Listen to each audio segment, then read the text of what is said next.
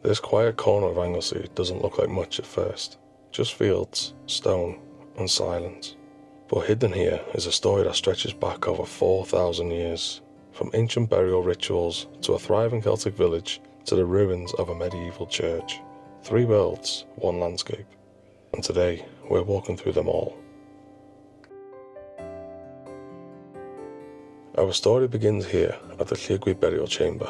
This massive stone structure was built around 3000 BC, long before metal tools, long before written language, even before Stonehenge reached its final form.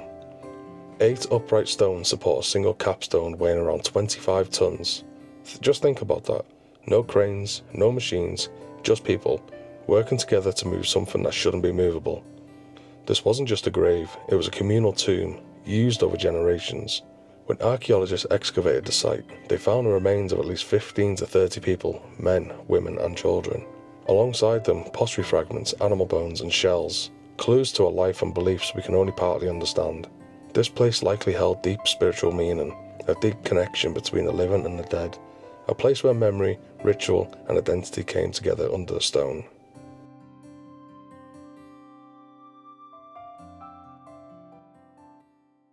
Alright guys, so we're walking up the road now, just been for a little stroll.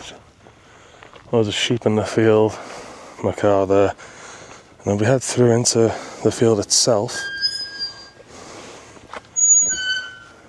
There's the burial chamber there, and then this here. So I'm struggling to read it myself, but basically it's saying the burial chamber was built in 2500 to 2000 BC. From the village they all brought together, basically. I can't read it all, it's proper Welsh, proper old Welsh. So if we head on through, it's believed that these stones were placed, or were here, between 2,500 to 3,000, 2,500 to 2,000 BC. It's an old burial chamber, and I'm really curious to see if we can see inside of it. I'm literally walking through the field with rams here with their lambs, so they might be a little bit protected of their babies.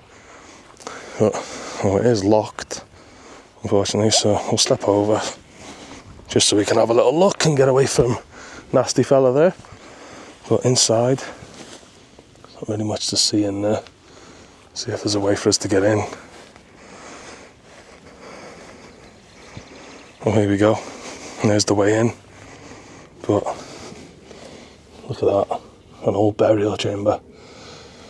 Obviously it would have gone a lot deeper when it wasn't used to actually bury the people, but you can see that there's like carvings on the stones just there, which is absolutely insane.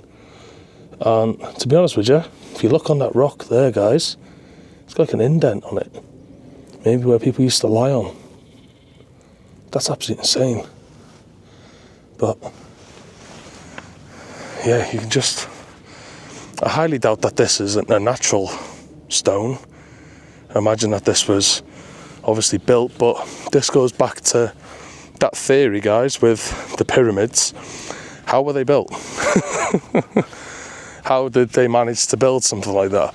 Like, this rock is massive, guys. This is all just one rock. There's absolutely no way that they'd have like the cranes and the equipment we've got today. But this is one part of it. We're going to go the other side of this field now, right beyond there, and then we're going to go see the church before we head over to the village. Let me step back over there, get out of here.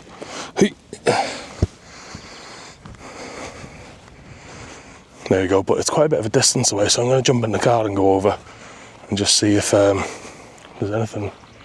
I'll see if there's a way down there. But yeah, that's absolutely amazing. That's just one part of it, which is absolutely insane. But the village, guys, as you've probably seen from a drone shot, is absolutely insane as well. But these sheep don't look too happy, so I'm going to get a couple of cinematics of this before we head over. And yeah, amazing, guys. Well, there we go. On my way out, guys, I've just noticed that on the back of it is English. The monument was erected towards the end of the Neolithic age, 2500 to 2000 BC, for the communal burial of the dead. It was probably covered originally by a mound of earth or stones. A guidebook of the ancient monuments of Anglesey is on sale in Beaumaris or Carnarvon castles. The monument is in care of the Secretary of the State for Wales. It is an offence to injure or deface it. Which I could not agree more. It stops people from coming round and obviously vandalising the place somehow. I mean, if somebody manages to move that rock, bloody fair play to them. Right, now let's head down and let's see what we can see. There's my keys. Yeah, car's locked. We head through the kitchen gate, as they're called, down these steps. I hope there's no more angry rams or cows in this field. I didn't notice that there was cows in this field in the other field that we were in, so tell you what we'll do, we'll head over to the church first. Look at that, just literally in the middle of a field, just nothing else around it, which is, yeah, it's just absolutely insane. I said this on my last video, guys. Like, obviously I can't imagine anything past about the Lord Nelson. I can't imagine anything past where I was born, obviously, and to think that this church has been sat here in the middle of this field by itself for thousands of years before I was even thought of, and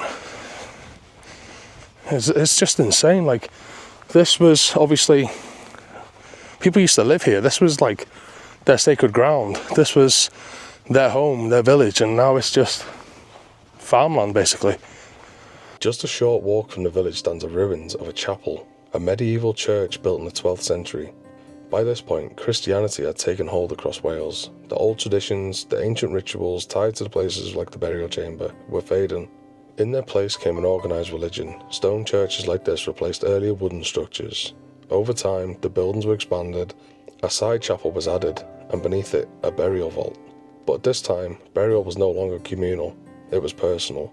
Reserved for specific families, a shift in how people viewed death, status, and memory. By the late 1700s, the church fell into ruin, left behind just like the village before it.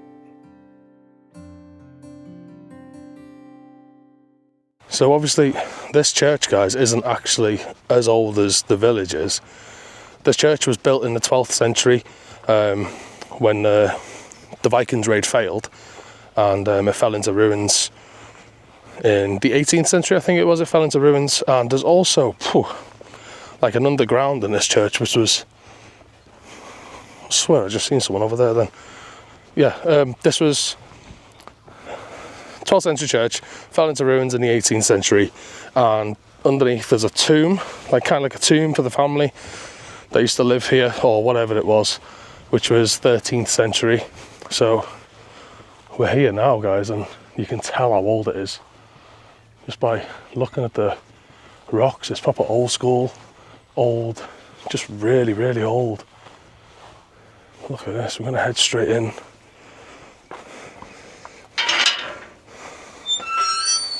Oh my God, look at the old font here. Look at that. Really old font. Ah, here we go, this is what I was saying. This tiny early 12th century church was a chapel of ease for the widespread community of the Penrose Kugi, whose parish church was too distant for some parishioners. There was no separation between the nave and the chancel. The walls were rendered and whitewashed. The bell-cut upper part of the wall shows some rebuilding in the 14th century, and a small chapel extension was added in the 16th century with a burial vault underneath. The churchyard cross base behind you was moved inside for its protection. Cross base? Oh, there it is. Oh my God. So obviously this was the little chapel that was built in extension. And then down here is the burial vault. Not very big, but look at that, guys. Absolutely amazing. Obviously there's little window ledges there for where they've had candles and stuff on. But that is absolutely insane. Just a really thin piece of rock holding everything that was up here up. But if we come back up, you can see like a little line here, just here. this line. I imagine this would have been the altar of the chapel, and that must have been a window at some point. You can see the top of the frame and all, where all the rocks look a lot different. Just imagine it, guys. Stained glass windows, absolutely beautiful. Stained glass windows, beautiful table, gorgeous cross. Another stained glass window. Looking out into people who were having their service here. I imagine this would have had a door over it at some point for services and stuff. And then if we'd have come back through this way, I imagine this bit would have been an altar as well for the church bit, because this is the chapel bit behind me. There'd have just been pews or stools or benches or something that would have been used back then. Obviously, things change. There's a little bell tower just there. Just absolutely insane. And that font, I can't believe that's still here. And still in the condition it's in. Look at that.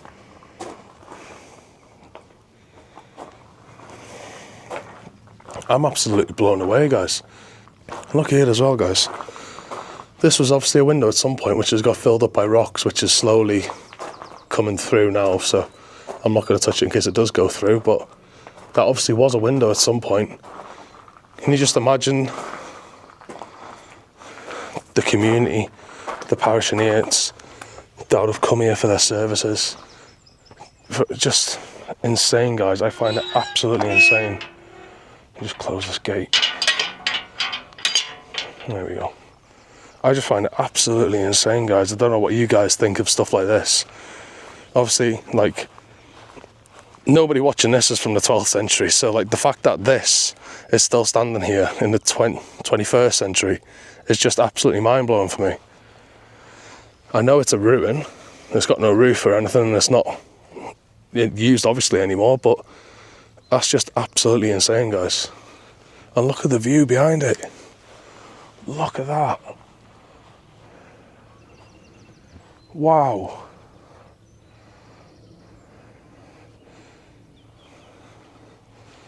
Just right in the middle of a field on a little mound. It's actually breathtaking, guys. Like, genuinely breathtaking. So we're going to head over to the ancient village now, guys, where it's believed to be made in the 3rd to the 4th century AD. So obviously after Christ.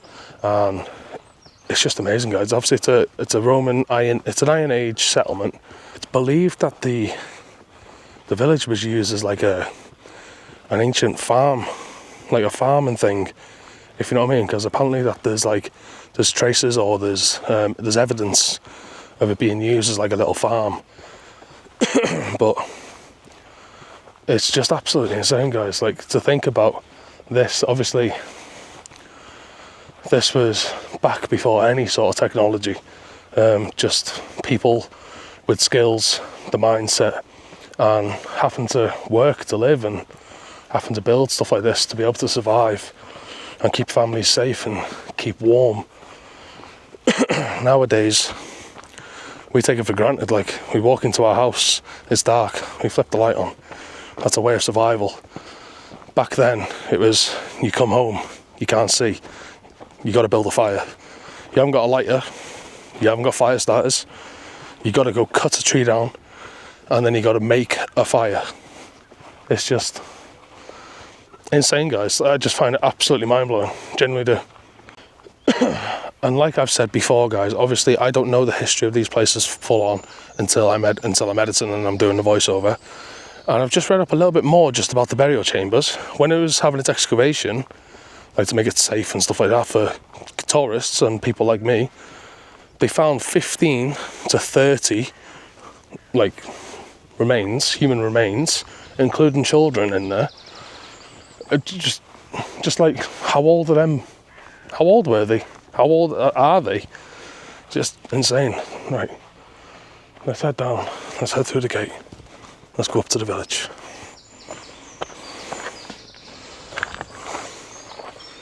And there we go. I assume this would have been a footpath that people would have took just to go anywhere, really, back when the village was occupied. And it's a lovely walk through the woods to get up to it. Just flowers everywhere. Just insane. Like, I know, guys, back then they would have had it really tough.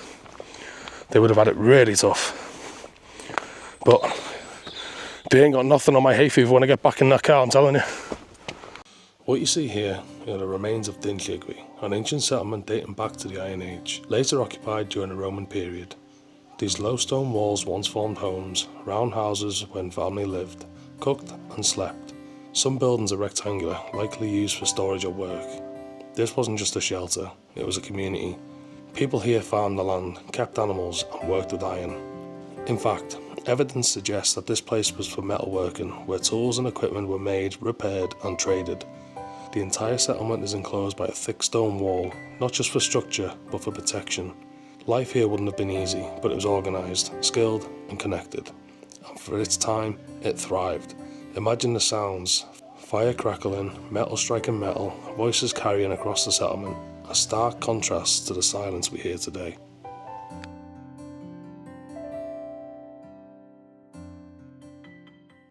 And here we are, guys.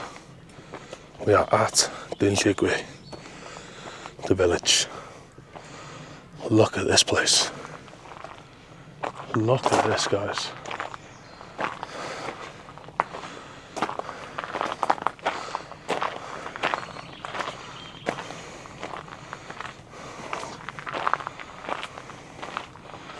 Look at this. This is a well-preserved example of the type of defended settlement built by the native population of Anglesey during the latter part of the Roman occupation of Wales. It consists of round and rectangular huts, probably not all put up at the same time, enclosed within a polygonal defensive wall. The principal period of occupation was during the 4th century AD. This monument is in care of the Secretary of State for Wales and is a fence to injure or deface it. Good. And this is what they imagine it would have looked like. My God, guys, look at that. Thatch roofs. What? Just look at that. Could you imagine living somewhere like that now? You wouldn't know what to do with yourself. You're looking at the remains of a small farmstead occupied by the local British farmers during the Roman occupancy of Wales. Excavations at the site like this tell us about lives that local people during the Roman occupation. They continued to live in the traditional round houses, but built Roman-style rectangular buildings as store or workshops. Remains of the hearth and ironwork suggest that people who lived here were craftsmen. Whilst finds of Roman pottery and coins suggest that they were trading with the invaders. Wow. The farmstead is surrounded by a small wall. The word of Din means a defensive enclosure, the word Din means defensive enclosure, but it's doubtful whether it could be withstood against any concentrated attacks. Although the site is sheltered today by trees, there once would have had a panoramic view across the bay. Look at that, guys. Just before all these trees were here, they'd have had a full panoramic view of all the sea, the world, Wales. Imagine this would have been like a little stall.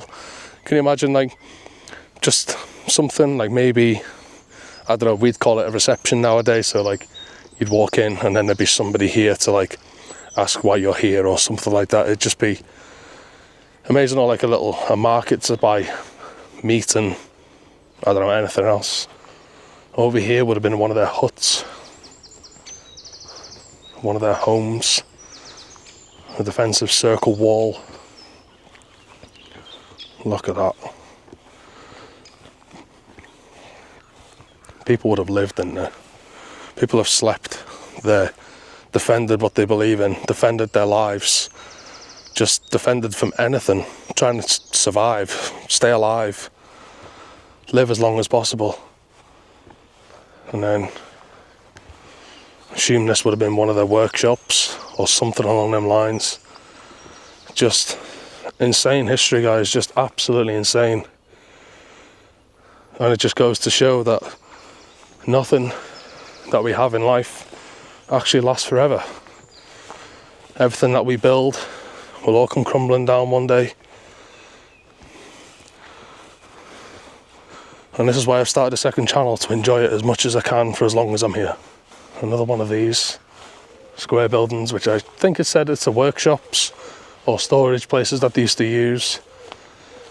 It's just, this before all planning permission by the government and council and all that shenanigans with paperwork, and it's just find somewhere you want and just build. Look at that. Massive stones as the entrance to whatever this place would have been. But we'll never know what it was for, what it was used for, why it's here, why they chose here to live. Just, can you imagine just living here when it was all set up and inhabited, so to speak, walking out, people everywhere, animals maybe, livestock, food, people working in the workshops, the beautiful panoramic view of the lakes, and you can kind of see it through the trees there. Beautiful panoramic view of the landscape, everything. And then another one of the circle huts, the houses. We'll go into this one.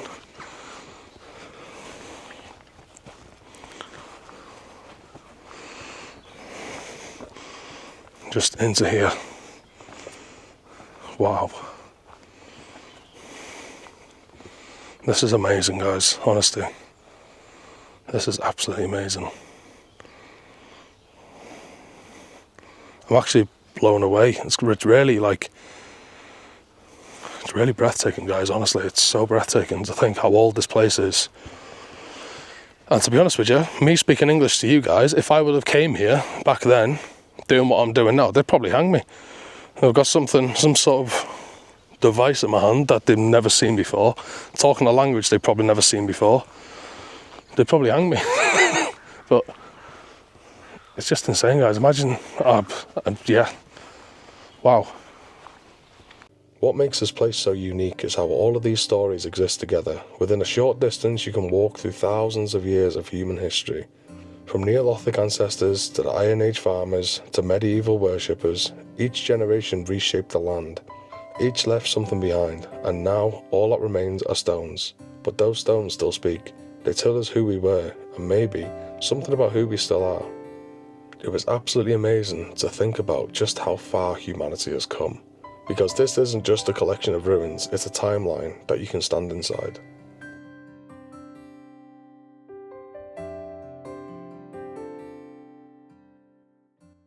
Right, guys, so that's going to be it for this week's episode. Let me know what you think in the comment section down below. This place is absolutely amazing. It's absolutely blew my mind. And if you guys have enjoyed it, do remember to hit that like button. Subscribe if you're new, click the bell so you don't miss future uploads. If we haven't hit 1,000 subscribers, please help me get to that mark. But if we have by the time this video goes out, thank you all so much. And let's keep it going to 5,000. I love you all. I'll catch you Wednesday at 9 o'clock. Let's go.